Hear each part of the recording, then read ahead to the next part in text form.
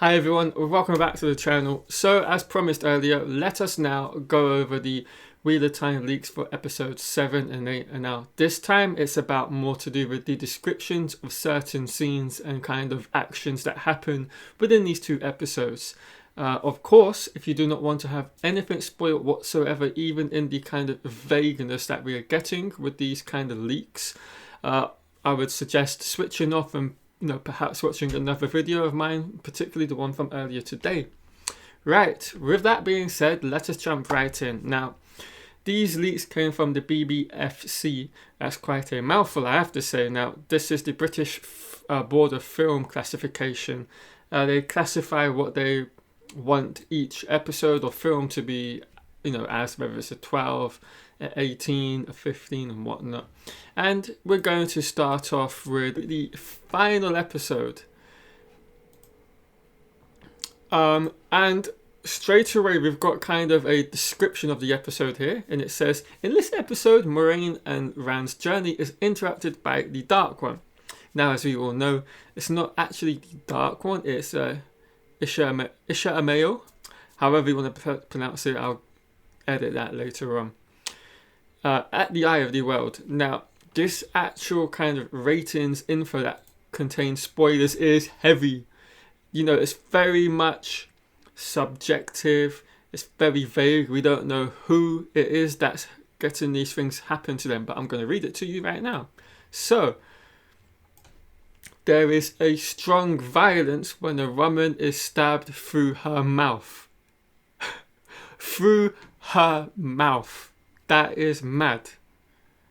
We know they're at the Eye of the World at this point in episode 8. That comes from the leaks from today and over the weekend. And now with this. So we kind of can see and say who we believe the woman might be who is stabbed through the mouth. So of course we've got Moraine. We got Green. We got Nynaeve. Maybe Min ends up going to the Eye of the World in this iteration, this turning of the wheel. Maybe, so we got that. But then, this is where it gets absolutely shocking. In another scene, 2 women are beheaded in a scene that includes brief sights of gory detail. Oh my god. Who are these 2 women that are going to be beheaded? That is ridiculous. That is very much, as vague as you're going to get in terms of who it is. Thank God for that, because we don't want that spoiled. We could have maybe some of the Black Adger turn up. Leandrin could turn up at the Eye of the World, very near it. Could be any number of women. It could be some of the, good Aes Sedai, if you want to call them that. Could be Moraine.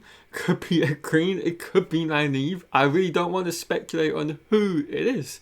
But that is absolutely crazy if you think about it. Going into this, we've got a woman stabbed through her mouth. And then in another scene, 2 women are beheaded. Beheaded. Now, I could be going completely off the mark, but I feel like by episode 8, they would have gotten to the Eye of the World. And the entirety of this episode will take place in and around the Eye of the World. Now, what we do know is in episode 8, this is when we're going to get Lews Therin and his flashback scenes, we presume to be flashback scenes. And so maybe the 2 women that are beheaded are in fact his wife. And I'm not sure if he has children or not. So it could be that. So that's really crazy to think about. It could be from that as well.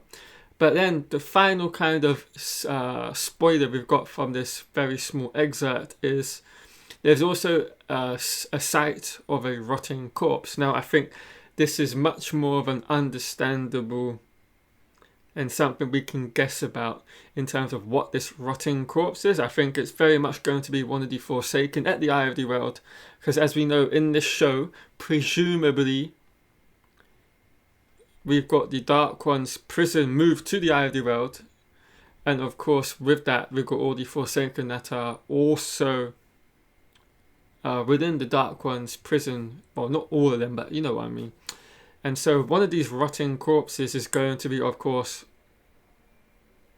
one of the Forsaken. Now, as we know, at least in the books, there's 3 Forsaken that turn up there. Of course, we have Ishmael calling himself Baalzamon. Then we have 2 more other Forsaken that are there, and I cannot remember their names at the time in the Eye of the World. Are they called Agenor and what's the other one? Maybe it's just Agenor and I got it wrong all along. There's just 2 Forsaken at the Eye of the World in the books. But I believe we know there's going to be 3. That's in the back of my mind somewhere. So yeah, it's all real interesting times, interesting leaks we've got in here. I think this episode 8 one was far more spoilery than, of course, episode 7. And I think that is kind of crazy, knowing what is going to happen, but without any kind of context as for who it is and why it is. And it leaves a lot of room for interpretation and to be open and discussed.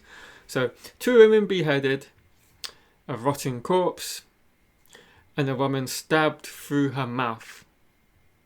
So yeah, that is absolutely mind-boggling, and I think it's going to be one of the most gory episodes. Now, of course, this rating of 15 is only for the UK. Other countries, maybe the US, would give it an 18, because I feel like, how can you have something so essentially gory as beheadings and being stabbed through the mouth not look, realistic and whatnot? So yeah, I would love to know what you all think of these.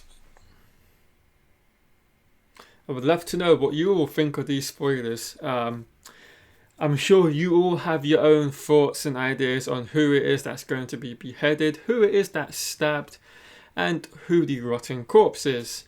Episode 7, The Dark Along the Rays. So, this is how the kind of leaks come about, and it kind of just goes over a few vague things, in particular with episode 7. So, I'm just going to read it out to you. Scenes of violence include stabbing and slashing with swords and spears, which we've already seen from the main trailer and other teasers thus far. So of course they are alluding to the Aiel fighting the Ilian companion, I believe, top of my head. This results in heavy blood splurts and bloody injuries.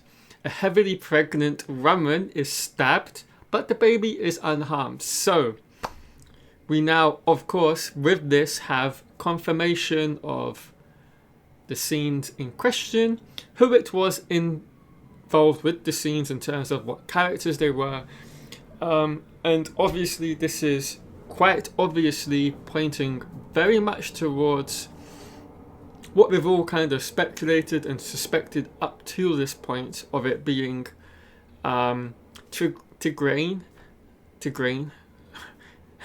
being Tigraine, and kind of her carrying her unborn son, who's obviously who we know to be Randall 4, towards Dragonmount, and kind of that battle that ensues there, which we've seen very small clips of. Now, I think it's obviously nice to be able to get a confirmation on this, but I feel we already kind of knew what was going on, but it gives us a kind of but it does give us complete and utter confirmation of what we've all presumed up till this point. So we know the Aiel that we see that is still alive in this scene, because of course it's most likely going to be a lot more than just one Aiel and one companion.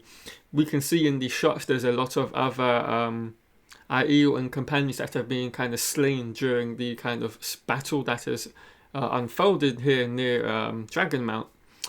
And we've got to the end of that scene where we've got Tigraine and this kind of companion, the Ilian oh my lordy lord, I cannot speak English now. The Ilian companion, where they kind of look to be having this kind of fight to the death sort of thing. And we know both of them are going to end up heavily wounded. Tigraine's going to get stabbed with the sword, most likely, or it could be her own spear if she is kind of bested in battle, if you want to call it that.